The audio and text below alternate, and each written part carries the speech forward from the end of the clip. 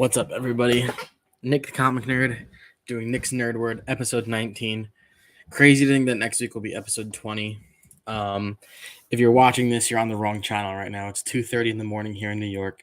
You should be watching Comic Journey. If you guys aren't subscribed to Comic Journey, go check out Comic Journey. He's had like a 5-hour stream going, and it's been amazing, to be honest. It's been nonstop laughs. Hanging out in the chat is even fun. So be sure to go check that out if you have the chance. Like I said, if you're here, you're in the wrong spot, but that's okay. If you catch the rewind, thank you so much. This might be a little bit of a long one. I'm hoping it's not. Guys, I read comics, a lot of them, so we're going to dive into these. I'll show you guys the books. We'll go over it. I'll do a review, so spoilers are coming ahead. Let me put in a banner spoiler warning because some of this stuff is new.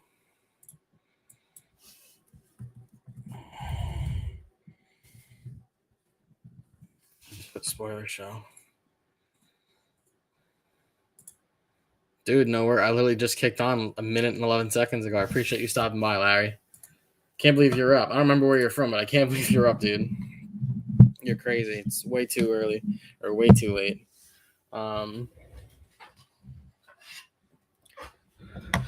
So what I think I'm going to do, you guys, is I want to start doing giveaways for more recent books. And I think I'm going to do that on Nick's Nerd Word. So every other Sunday, I'm going to try and get this show going sometime in the morning. And then if you're live in the chat, you get entered into a giveaway. That simple. When it gets decided at the end of the episode, a couple new books go out. Tomorrow is going to be a Grand Slam giveaway. Be sure to check out that video. It's going to be a little bit less books, but I'm going to put more like valuable books in there. Oh, so you're on the West Coast. Okay, so it's, what is it, 11:30 for you? So I'm going to put less books. One, because I don't want to package and cram them. I feel like I'm doing that a lot. I'm dropping stuff too. So yeah, the goal is to not do that as much. I'm going to dive into these reviews. If it's a book you're looking to read, mute me. When you see another book come up, feel free to put me back on. However you want to do it. I don't want to spoil something that you are going to read. That's not fun. That's not nice. That's not what I'm trying to do, but check it out. Let me know what you guys think. Again, I read a lot of books. I'm so excited to review these with you guys. So we're going to start. All right. We are going to start with Guardians of the Galaxy issue number 4. So some of these are going to be big runs. Some of these are going to be individual issues like this, which is okay. Guardians 4 was great. This was basically the story of Rocket Raccoon being he hasn't been in the first few issues. This is a story of Rocket basically being like the sheriff looking out for a planet that is being attacked by Groots, which are like asteroids now. So they're huge, they're like meteors, and they're crashing and destroying planets. Groot has become basically a planet eater. It's crazy. And Rocket has a Groot robot he built, which is really sad because when you're reading it, like the robot can't talk. He can't really say, "I am Groot." He never gets through the full sentence. But Rocket still understands him. And it's really crazy because the dialogue in this was so good, yet so sad. And this ends where Guardians 3 took off, and it was that the Guardians are all back together, minus Groot. And Star-Lord says to Rocket, like, look, I spoke to Groot, and I only had a minute, but I think we can figure this out. And it sounds like they're going to go and try and save Groot. So that seems to be the whole plan for this Guardians run. It is very good. I love this cover. I think it's so good. The whole thing with like the shootout, the duel between Rocket and the Guardians. So I'm going to keep this here as a possible cover of the week. Next up, we have Hawkgirl number 1. This was like the B or C cover. This is a beautiful cover. Another option for cover of the week. Hawkgirl was really good. It was a little much at first. Basically, how Hawkgirl. Let me flip real quick because I think I read this a week and a half ago. I'm just flipping.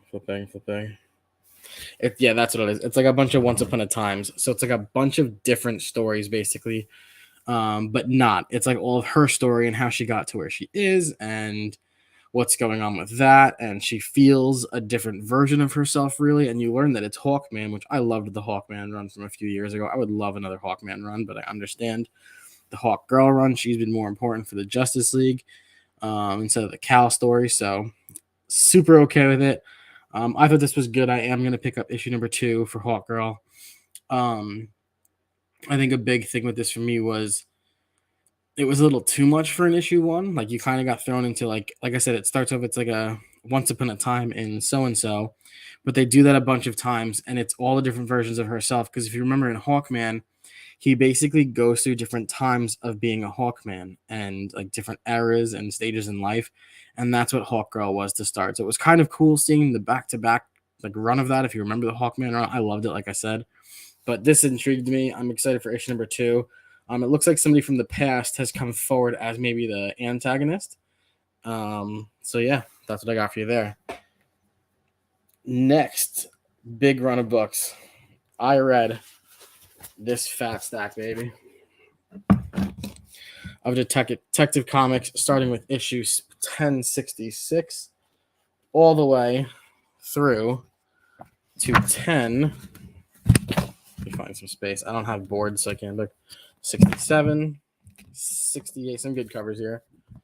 69, 1070, 71, 72, and 73.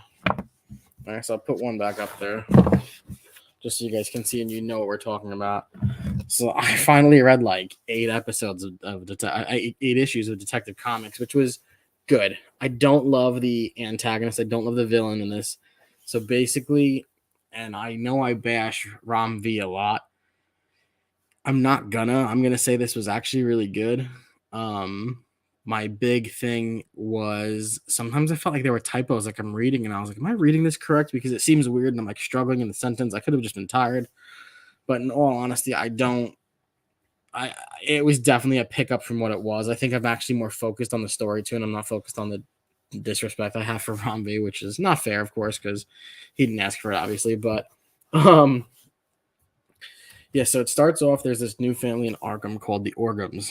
They have Arzin or Azin, I think it was Arzin is one of them, and he's got his mom, and they all seem a little fishy. Like Azim keeps showing up to where Bruce is and doesn't know he's Batman, and they kind of played off like they're going to be friends, and he opens up to him, tells him the story about his dad, which will get kind of cool because in Detective Comics, there's always a secondary story at the end. There's usually like a 4 or 5 page story that goes on for a couple of issues involving a character from the issue you just read of the main run. So it's kind of cool. I used to not like it. I do enjoy it now. But along with that, the whole time starts off, and this is a good place to start it. I loved this Two-Face story. It was so good. So Two-Face was one of the main villains in this. A lot of the dialogue between the two personalities of Two-Face, Harvey Dent and Two-Face himself. So it's written out in different colors and stuff, so you know who's speaking. And basically, Two-Face is telling Harvey, like, look, tell me who Batman is. And Harvey does not want to give in. So you see the two different, so like the Two-Face dialogue was like red and black, when the Harvey Dent one was just a basic black and white, your normal text in the comic. And Harvey is clearly having the inner battle, like, oh, should I tell him who Batman is? Should I not? And Batman is losing a fight to who knows what, and you find out that the Orgum family is actually like injecting the city or taking over the city with these like beast-like projections. They're turning people into, I'm just going to try and find the word.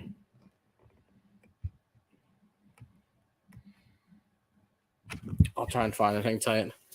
They're turning everyone into these like they basically become like Hulkish, and it's a whole to do. Batman, can you hear me? Nightwing gets involved. Batgirl gets involved. Stephanie gets involved, which is great.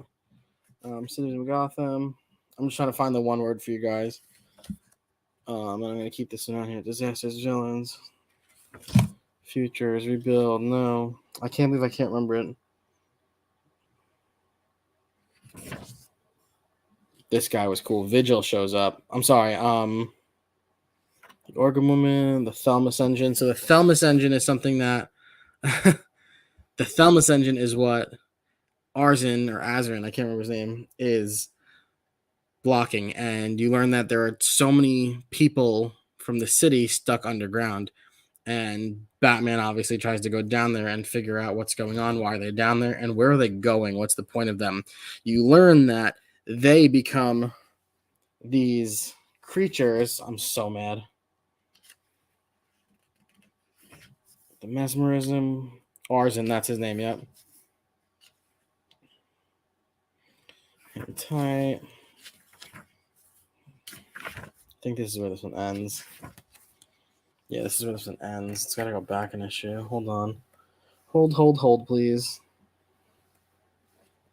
I read so many books today, just to be honest, at work too, so it didn't help. Give me a second. Cass, oh my god, no. Nightwing. They're called Asmer. That's the thing. A lot of these things are the same letters. It's called Asmer. So the Asmer is basically turning these people into like Hulklings, but having no control. So just a normal human at like a Hulk size. And it gets really dark. So I liked the Two-Face story. You find out that Mr. Freeze is involved in these stories. And Mr. Freeze has a backstory also in the secondary issues, which is really cool. His secondary issues end up becoming important because he brings in a character that showed up in Night Terrors, which is super dope. So I guess you would call it the first appearance of what a character named Sorrow. So Mr. Freeze takes a female character and he freezes her. He's trying to save her or prolong her life, and it doesn't work. She's talking in her head a lot, and all of a sudden she realizes, like, I'm dead. And it's crazy. He's basically trying to figure out how he could have saved Nora, his wife, which you've seen a million times in Batman stories. We all have. It's not that it gets old, but a lot of tough things with this is you kind of don't like the repeat, you know? But as long as it's done differently, it's not really a repeat. And this one kind of wasn't because it was a new character. Anyways, this character, Sorrow, who has just jumped from another dimension, basically, shows up and helps break this woman out. And basically shows that he's like unbeatable. And it's super cool because, like I said, he's going to show up in Night Terrors, which I'll review in a little bit. But it was really good. The backstory of the Orgum family is great too. So you learn that the Orgum family has traveled all over the world. They seem very wealthy. They're trying to take over, not even just take over Gotham. It sounded like they were trying to do the right thing and help rebuild Gotham, kind of like Bruce did and like Nightwing was doing with Bloodhaven. But you end up diving in and learning that the background is that as Arzin wants to take over and found his power through basically another Lazarus Pit idea, because you find out that his uncle was Ra's al Ghul, and his uncle Ra's al Ghul had his dad killed and then had his like weapons master killed, who was teaching him how to like fight and defend himself. So it was super cool, and that's what kind of set it off. So you know, like that meme you see where it says every villain has like a starting point. This was his. So uncle kills dad, dives into the whole thing. Batman goes and talks to Talia, learns about the Orgum family. So he's figuring it out as we're figuring it out. So it all kind of blends together really well. And again, that was a backstory. That was like the secondary story in one of these detectives. So it was really, really good. Really cool to bring on that new character as well as explain them very well, which I was not expecting. I didn't know what to think of the Orgum family. I was like, these are just mediocre people. How are they going to get powers or do anything wild? And sure as hell they do. In the meantime, Oracle, Barbara Gordon, is being, I wouldn't call her being attacked, but there's somebody called the Vigil. I think that's what this villain's name is. I don't even know if it's a villain, to be honest. Comes in and he shuts down the Watchtower because he's like, everything being broadcasted right now is a mesmerizer. So the Orgum family is trying to get everybody to just kind of hold still so they can hit them with this Asmer and turn them into these beasts to fight Batman and blow up the city. So it gets wild. Solomon Grundy is down there below with this cat-like character. I don't remember her name. It might just be like Cat Mask or something. I don't 100% remember it. but she's kind of cool because she's almost like a Harley Quinn type character with the Joker, where she just kind of talks Solomon Grundy through like relaxing, and he's like, okay, come with me, like real simple, like subtle Solomon Grundy. So it's kind of cool. I'm excited to see where that goes. That's one of the big things I'm looking forward to, is seeing where they go with that. The only other thing I want to talk about with Detective Comics, it was very good, like I said, is who else was it? There's no story. Oh, the Jim Gordon and Batman story, the Jim Gordon and Bruce Wayne story. It is so good. So a handful of times on this, Jim Gordon ends up finding Batman and not saving him necessarily, but he ends up finding him and has to like remove his mask. He ends up keeping him like healthy for 6 days while he's asleep. It gets wild, and Batman kind of says to him like what happened, and Jim told him like, look, I didn't want to know who you were. I covered my face trying to figure out how to get your mask off, so I don't know your identity. So it's just so true to not only the friendship, but like the honesty of Jim Gordon, which you love to see. I just think he's one of the best characters in comics, to be honest, Jim Gordon.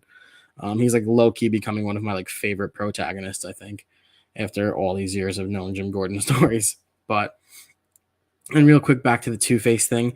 Harvey Dent gives in, and he tells Two-Face who Batman is, because there's a point where Batman is about to lose a fight to, I believe, the Orgrim family, and the next thing you know, Batman wakes up and he's with Two-Face, and the text that shows, the red and black text, is like mixed with the white and black text, so you know that Harvey and Two-Face are one now. And it's pretty crazy because I want to know where that goes. I like Two-Face a lot as a villain. I think he's great. Victor Freeze doesn't really do much for me. But the Two-Face stuff has me kind of locked in, and so does the Solomon Grundy story, along with the Orgrim family. By the end of it, Batman says to Azrin, like, what are you going to do? And Azrin breaks one of the Asthma glasses in Batman's face, and he's basically becoming like Man-Bat, but totally possessive, and you don't know if he's going to get out of it because he doesn't have anything for this suit. So we will see what comes of it. So Detective was great. I'm very excited to be caught up on Detective, to be honest. That's not something I feel like I've done in a long freaking time. And again, like I took out a huge chunk of books this week, which was great. I haven't done that in a long time. Next up, we have a book that I didn't know was going to go on my pull list. This is Star Wars Dark Droids #1. This was phenomenal, you guys. This starts with some itty-bitty robot that was like a disc attaching to basically like an IG-88.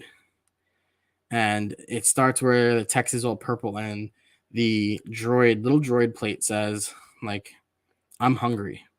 And the way it eats is it goes into other droids and becomes stronger, and it spreads itself out so it can be in tons of droids, kind of like a nanotech in a way, I guess you could say. And it's so good because it's on one of the Imperial ships, and one thing leads to another, and all of a sudden it's taken over all of the droids on the ship, and it says like there are 14,000 droids on this ship, and there's 18,000 humans.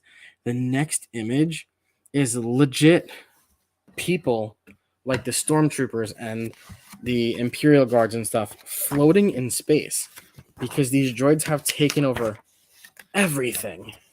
So this is it. It's legitimately just a disc. Like that's how it all begins. And it just gets picked up by, like I said, it's almost like an IG-88 in a way.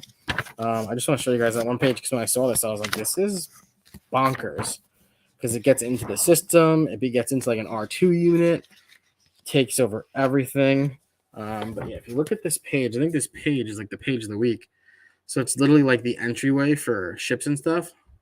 But if you look, that's just all stormtroopers and guards floating in space.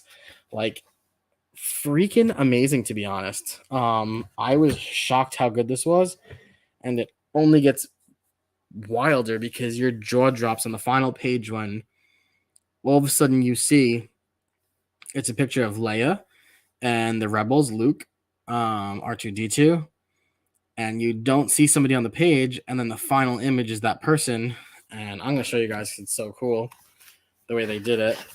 So you're kind of like sitting there wondering who could it be. So this is the view you get. Sorry, I'm trying to see if I'm showing you correctly. It's like there's Leia, there's Luke, And who is it that ends up becoming hacked by these dark droids? None other than, like the Borg. That's right, baby. It's C-3PO. So basically the droid is like, I'm hungry. I'm still hungry. I'm eating, taking over. And now it's C-3PO, which has like 6 trillion different languages it can speak. Beyond phenomenal. I think this was a Charles Soule story. Just double checking. But this was so good. Yeah, it's Charles Soule and Luke Ross. This is cover A. Buy it. If you guys have the chance, go get this. It was so freaking good, I have to say. Very, very well done. Continuing the dive. We're going to try and finish this in the next 10 minutes. On to some Night Terror stuff. If you're reading Night Terrors and you didn't get to these are old, which not old, but these are a week, 2 or 3 weeks old. This is the Joker number 2. This is the finale of the Joker story. So initially I had said how I was actually correct about the Joker story, how his nightmare was there was a life without Batman and he had nothing to do. So he's not allowed to joke around. He's not allowed to have fun at work. He's kind of serious in his role at work. He's like a head chairsman or something like that. But all of a sudden, villains keep seeing Batman pop up, and they show it. And after a little while, you realize, like, oh, the Joker is dressing up as Batman. And then you see the Joker is actually married. He's got a kid. He starts going crazy. I think he's realizing he's in a nightmare. He's trying to wake up from the nightmare, and insomnia is just not letting that happen yet, you guys. Like, the insomnia stuff is crazy. It's still going on. Nobody is getting up from anything. And the Joker keeps calling his son Gaggy, and you're like, wait, Gaggy was in the first issue, and he went into a new henchman group because the Joker didn't want to do any more bad because there was no Batman to catch him. Like I said, that was his nightmare. Super cool, super well done. His son finds the Batman suit. He's like, why is Batman's dead body in our closet? And the Joker basically is just going bananas, like flipping out. He's going back to being evil, basically telling people to screw off, like breaks all of his own rules at work where he's not supposed to make fun and threaten people, and he is. Like, he goes back to being the Joker. So that was super cool, I have to say. I very much enjoyed this one, along with another great read from Detective Comics. I mean, I'm sorry, not Detective Comics, what am I saying? Night Terrors was Nightwing number 1. First of all, I love this cover. I know you guys can't tell because the lighting is pretty bad, but when you look at this one, the Nightwing's like body is kind of shivering. The artwork makes it look like it's vibrant, which is really cool. Like, it's vibrating. This is a great story. This is another one I actually guessed correctly, to be honest. You learn that in this story, Nightwing is in his nightmare. He does not figure it out. He sees his parents over and over again. He is trying to fight out of these restraints and everything of what he's doing. He gets thrown in a cell, and everybody's telling him, like, oh man, good luck in there, like with your roommate, with your cellmate. And he doesn't see anybody. And he's like, I need to sleep this off and wake up like clean without these toxins or anything. And he needs to end up figuring out what to do and how to defend himself and how to break out of the cell, because he's not exactly figuring out he's in the nightmare yet. So he wakes up and he learns that, I believe it was Scarecrow is his cellmate, and he's hiding under his bed. Or was it Insomnia? Hold on, let me see.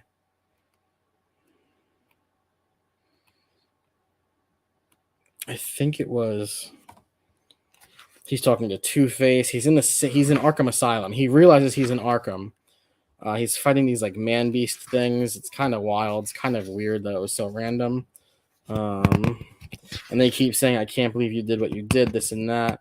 He has no idea. And then he starts realizing, like, this cannot be real. Like, what did I do? I'm trying to see if I can get back to his cellmate. Like I said, I believe it might be Insomnia. But I figured out his nightmare pretty quick. Who's there? Show yourself. Surprises. It is Scarecrow. I'm sorry. It was Scarecrow. I was right after all that. See? I actually remember that one. But he learns that Scarecrow is in his cell, and he thinks that he's intoxicating him and making him see these things, and he's not. He breaks free, gets into all these fights, and he keeps hearing people say, like, I can't believe you did what you did. And in his nightmare, he kills Batman, which was really cool. And all of a sudden, he like kind of can't live with himself, and he doesn't exactly figure out he's in a nightmare. But another story where Batman is gone. Obviously, another Bat family story, another Batman tie-in story, so it makes sense. But really cool, really well done. I was a fan of this. Night Terrors Detective Comics was that Sorrow story I was telling you guys about. So Sorrow is a character just going through the nightmare.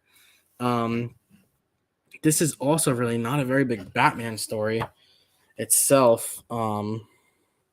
This was a Jim Gordon story. That was right. And Jim Gordon is looking out for Sorrow, letting him run around and stuff. And Jim keeps going back into his memories. And so you wonder, like, is this a Jim Gordon nightmare? Is this a Sorrow nightmare? I believe this is a Jim Gordon nightmare. And that he's following Sorrow, who's running around on rooftops and stuff. Like, he kind of just wears like a pair of shorts. Like, seems to be like he could be a next big hero thing. He might be the key to this whole Nightmare Stone thing. I'm not exactly sure, but either way, it was really good, I have to say. Interested to see where the Sorrow stuff goes. Interested to see where Jim Gordon goes, because he goes back in time. So as you look, you can see he's kind of visualizing all of the nightmares of his life. He's like, I was the Chief. I was this. I was Batman for a short time, if you remember, in the Scott Snyder run, which was really cool. And he sees himself as that, and he's basically got to fight the Batman version of himself, which he knows was the strongest version of himself. So really well done, I have to say. Another great Night Terrors tie-in.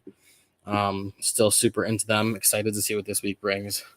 Last but not least, you guys, we have issue 6, 7, and 8 of 8 Billion Genies. This is how it ends. All right. I was able to actually figure out and catch back up to what I was doing in this, what I was up to in this issue. With this whole run, this was a Charles Soule run, actually, right? Yeah, another Charles Soule book. Look at that, a lot of Charles Soule this week. But this was so good because it was a good way to end it. It was very like emotional. It was very touchy. It was very like down to earth, very humane. So the people from the bar originally, that Asian family, their daughter eventually goes by the name Betty. She makes it to the end. Super cool. Super, super cool. The boy whose mother was gone, whose father wished for his mom back, who then wished to be a superhero. His story finishes off really well. And then on top of it, there was another group in that bar in the beginning who becomes like a rock and roll group. And basically what happens is the world gets divided. So you keep seeing, like, on the 3rd page of each issue, it shows how many people are left on Earth and how many genies. And you're learning that people are holding on to their genies, which give them one wish. And eventually you learn that people are trading genies for like livelihood. So there's they're trading off, like, I'll give you my genie to enter this place, because all of a sudden, like, there's not different planets, but like cities are floating and all this other stuff. Like, there's different civilizations, and like people have heard of other places that they want to be, and you go and you basically have to audition to get in, and a lot of people don't, and you've got to trade your genie. So now people have more than one wish. It gets so wild, it gets so good, and it shows the evil of that. If we had everything we wanted, what the world might turn to. So it's a cool little twist on life and a cool little twist on fate, I think. I thought it was really well done. I didn't love the last issue. It kind of started off really boring, but then it ended well. It ends where everyone goes back to the bar, and it actually opens with the genies themselves. You learn that the kid who became a superhero, his dad finally dies. And when that happens, that means his mom is going to die shortly after, because that was his dad's wish to like have her live as long as he did. So she goes and tells her son, like, look, I'm proud of you, and what you've done is try and save the world. But again, the sadness in knowing, like, the evil, like, you know, they say money is the root of all evil. It's almost like the wishes are, you know, because like I said, the people who had a whole bunch of them, it just wasn't fair, and they were just using them against people, basically. So it was really wild. But this final issue opens with, I love the back of these books. That's the back of every book. This final issue opens with 2 genies talking to one another, and you learn that if you're the last genie used, you get to become human. You can never die. If something happens to you, you'll feel pain, you feel emotion, But if you get, they literally say like, oh, if you blow up the largest part of your body, you will regenerate into something new, and you can look like whatever you want. And it shows you all the lives for the first 8 centuries that these genies go through as a human, and you learn that the original bartender was actually a genie all along. That's what I believe, at least. It makes sense in the story. I think it looked really good. And like I said, it's kind of for the genies, like they become free when they grant you your wish, and you don't realize that. Kind of like Aladdin and the genie in Disney, he uses his 3 wishes, and he uses his third wish to wish the genie to be free. And you kind of think about that, and you're like, all right. So it shows the years after and after and after. Like it goes on, and you find out they're in like the 80th year after G Day, and how G Day was Genie Day, and how the years went on and people still held on to them, but how many genies weren't used, and when people were destroyed, they got their genies back, and it was so wild.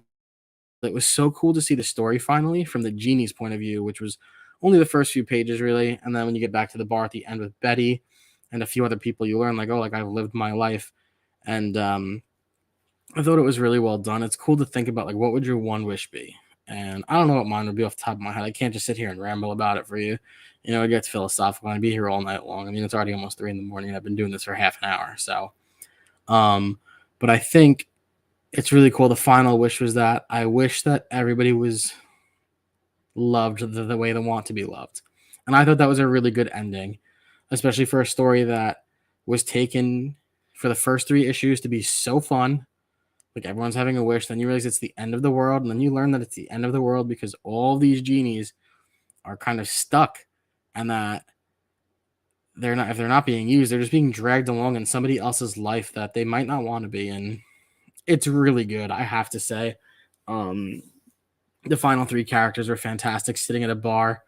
Like Betty shows up, the original Asian girl who was born in the bar, to kill the bartender, and all of a sudden she's having a drink with him, and it kind of like shows the facts of life. Like sometimes you just gotta sit there and talk to somebody. So I thought it was great, I have to say.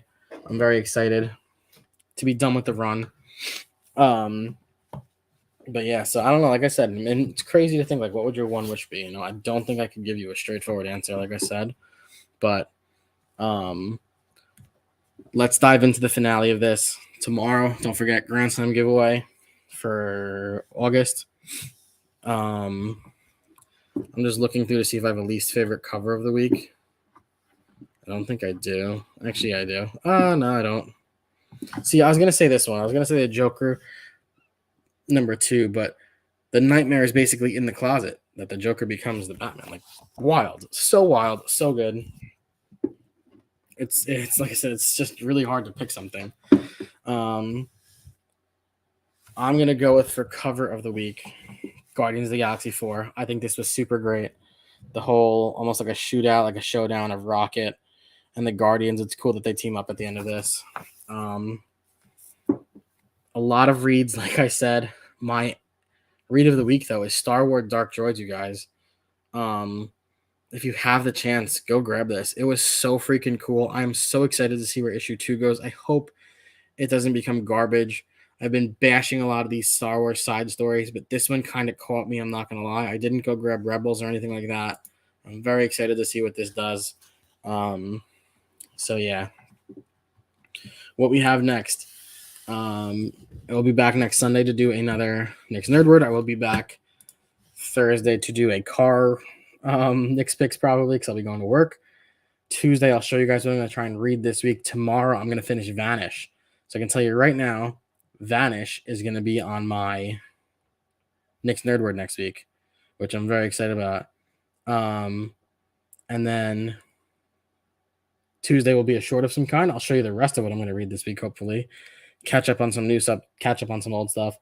I have a thick stack here of books that are like some modern books. I got to read those instead of some currents. But that's what I've got. It's 3 o'clock in the morning, almost 3 o'clock on the dot. Perfect place to go.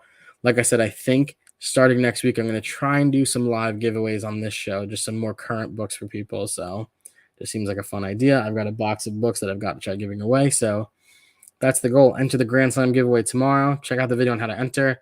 2 weeks after that, we'll do it. The following week, I'm going to show you guys what I did to my comic shelf. I'm very excited. My girlfriend helped me out. Thank God she's a good organizer. That's what I've got. Larry, dude, thank you so much for hanging out so late. Appreciate you. Anyone catching the rewind, you're the best. Appreciate you. Working on that 500 subscriber giveaway. Obviously trying to make the push to get there first by putting out consistent content that I will continue to try and do. Thank you guys so much. Og Montgomery, thanks for hanging out for a minute. Appreciate you, dude. Larry, love you as always. Everybody, as usual, I hope you stay safe. Enjoy your comics.